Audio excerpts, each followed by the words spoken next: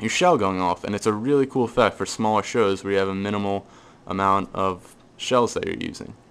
So I highly recommend this. Um, what you want to start doing is pulling these tubes off any way you can. A lot of times they're hot glued. Sometimes if you get a higher quality cake, bee cakes, things like that, I don't know why you'd be doing this a bee cake, because it should be fine by itself. But you just start pulling these tubes off and start removing any debris you can. I'm going to put it down. Keep going tube by tube. Just pulling all these tubes off. They come off pretty easy if you just find the right leverage. Just pull. Remove all your stub fuses. Like this. Just keep pulling. Now for this I decided to do a large chaser, which is a string of 7 pearls. I would recommend this for a larger shell when you're shooting, you know, like 4-inch shells, 5-inch shells. This would be a good chaser. If you're doing a consumer show, I mean, you'll be fine with 1 tube as a chaser, because it takes the eye off. Personally, for my consumer shows, I do 4 chasers when I'm doing a small display where it's not a high volume of shells and you need a little oomph, you need a little emphasis. So you add 3 tubes called chasers that follow the shell up.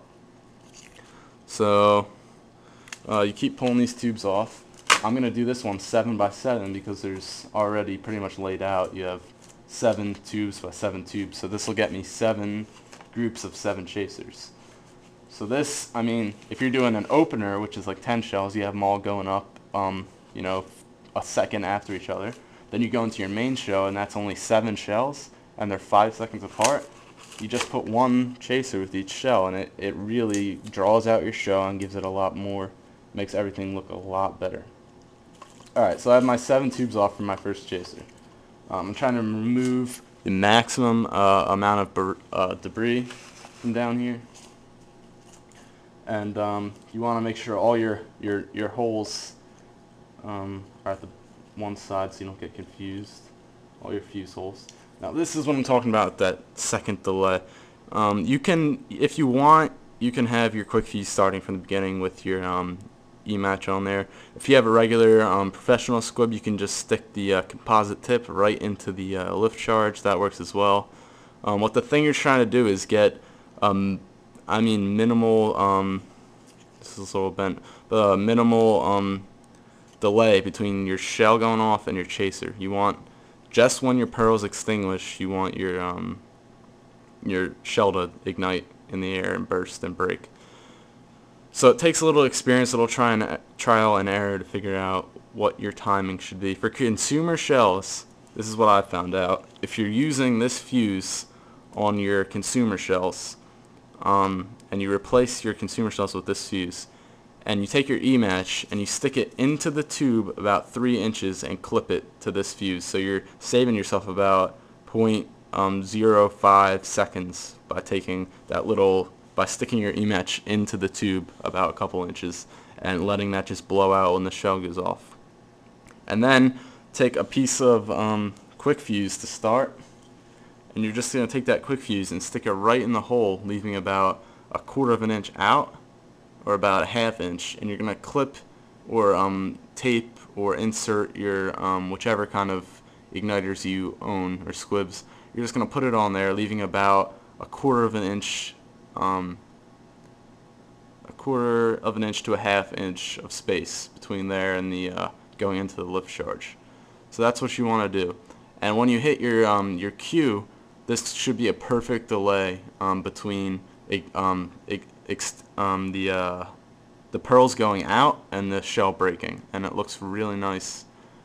And that's the perfect delay right there, is have about 1/2 inch going in. So what you want to start doing is, usually I take my quick fuse and I cut about, I don't know, like about 1.5 feet, just real quick, like that. It's just easier to work with. You don't have to carry around that big roll. Then what you want to start doing is, see, this tube only has 1 hole, which means it's an end tube. There's no way for it to extinguish. This is going to be the last tube in the cake. Doesn't matter if you're planning on stringing your chasers together, then you might want to consider that to make sure that's last. But for our purposes, it doesn't matter. So we're going to put that at the end. This one check, it's got 2 holes.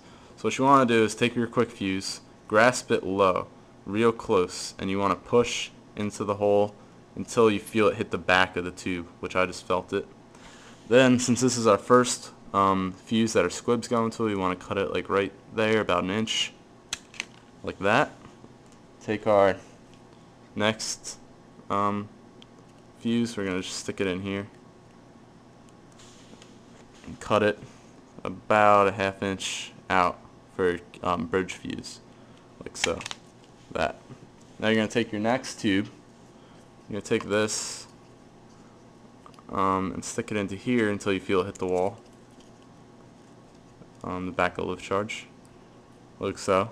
So you're going to have a small bridge between there. And then I'm just going to make this chaser 3 tubes, which would be perfect for a consumer show. You're going to take your quick fuse, go into the next hole, so you feel it hit the wall, felt it, and you cut about a 1/2 inch. Then you're going to bend that over into your next tube, and so on until you get, where you want to be going. So now what I recommend doing is taking your duct tape, cut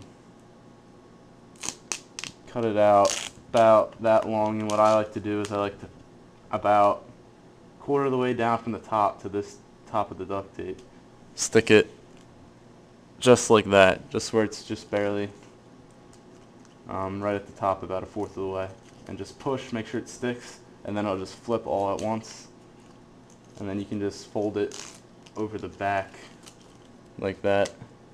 And these are not, it depends on what kind of tube you're using to make your chaser, but they're not very powerful tubes this size, so it doesn't really matter. Then what I like to do is take another piece of tape. This duct tape is really bad, but take another piece of tape about the length of your chaser. This duct tape is horrible. And I like to make sure they're straight. I just like to take it and put it down the bottom like this. Fold it over the sides like that. Rip off your excess like so. Just like that. And then this would be either taped to your tube. It can be staked in front of your rack, a whole bunch of them, and just have your fuses, your squibs going to the right thing at the right time. That can even be a couple feet away, as long as it follows your follows up your shell. Gives it a really nice effect, and I highly recommend using chasers in smaller shows. A lot of people, what they like to do is cover up this fusing right here when you get a longer chaser with just a strip of Pyrotechnic tape, Scotch tape, something like that. So there you go. There's a 3-shot pearl chaser for a consumer shell.